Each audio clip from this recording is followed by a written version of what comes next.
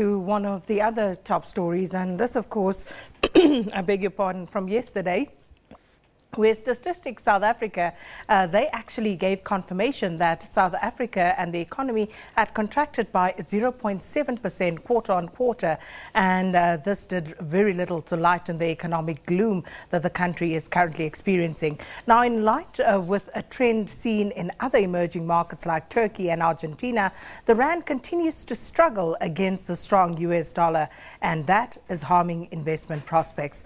Unemployment in South Africa is also running high, currently at 27%, and it's the key agricultural sector that has seen the most dramatic fall of almost 30%. So economists say that the dark clouds may lift in the next quarter, but not nearly enough. And as the leader of society, how is the ANC going to lead us out of this economic mess? And we also want to know, how would you characterize this as South Africans? Hashtag Full View. We always want to hear from you. But Enoch Godongwana from the African National Congress joins us right now. They released a statement earlier today regarding this particular matter. Mr. Godongwana, thanks for stopping by. Thank you very much. So I was really, surprised by the first sentence where, as the leader of society, you saying we should all come together to help and, dig ourselves out of this economic mess.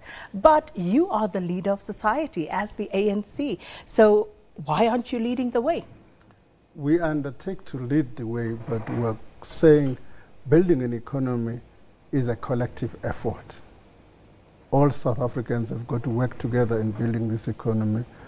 Business, labor, and other stakeholders have got to work together in building this economy. And, given the challenges that we are facing at the moment, how would you characterize the South African economy first and foremost? And do you know where we ought to start to try and pull this one up?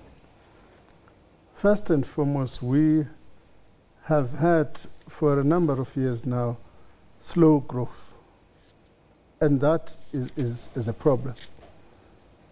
That slow growth has given us 27% of the working population being unemployed, which translates to roughly about 6 million South Africans. That's a narrow definition. If you were to look at the expanded definition, you've got 9 million South Africans which are not productively employed. That should give all of us sleepless nights. It's a crisis. It's a crisis. So what are we going to do about the crisis?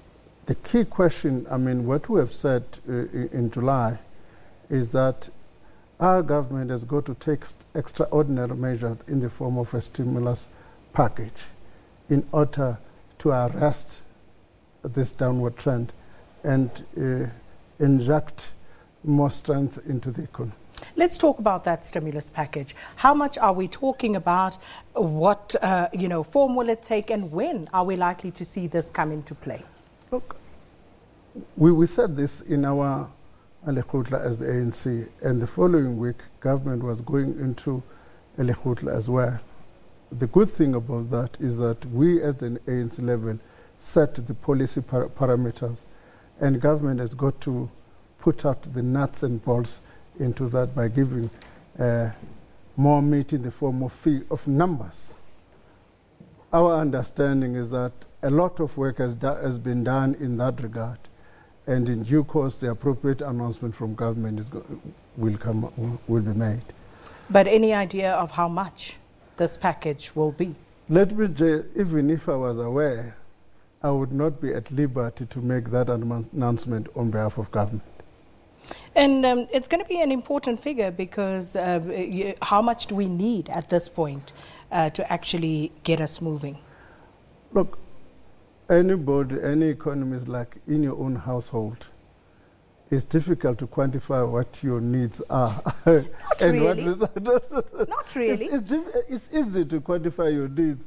It's difficult to say whether you are likely to get sufficient resources to be able to meet your needs. Similar situation happens in government.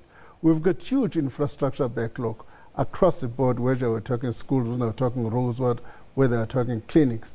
And therefore our needs, we've got needs to meet those obligations, but the resources are not sufficient to be able to do that. But Mr. Godongwana, you will agree with me that none of what you are saying is new. We've had these backlogs. Yeah. They have persisted. So we need to hear something new as the South African public at this stage. That's precisely the point I'm trying to say, is that government then has got to say to us, we've put the following resources together in order to give effect to the call by the ANC. And I think in the next few weeks, the government will do that. So where does the ANC believe those changes need to be effected? Our belief is that first and foremost, we've got to look at the low-hanging fruit, which will likely to have a quick impact on the economy. We believe that if government were to put more resources on infrastructure spending, that in itself will increase construction, will increase constructions, will increase employment creation in that sector, and therefore have a multiplier effect in other sectors. But with respect, Mr. Godongwana, you are not telling us anything. I mean, you are telling us a narrative that we have heard for quite a long time. Let me say to you, it could sound a narrative, but if you put more weight on that side, it's not necessarily if you look at what happened when we were building the stadium, there was a complete change completely. After the 2010, you can see the construction sector declining. So our view is that if you pursue that kind of activity, again, you will have a massive change. So what do you believe is needed in terms of, the economies and also the stimulus levels that need to be injected in order to get us back on a growth path? Look, I don't have a ballpark figure on that issue. But what is necessary is that government has got to make intervention in a number of sectors. One is that area. The other area which we believe is also a low-hanging fruit is spending much on the agricultural sector. We also said in Ali Khutla, it's going to be important that we make the intervention before the rains.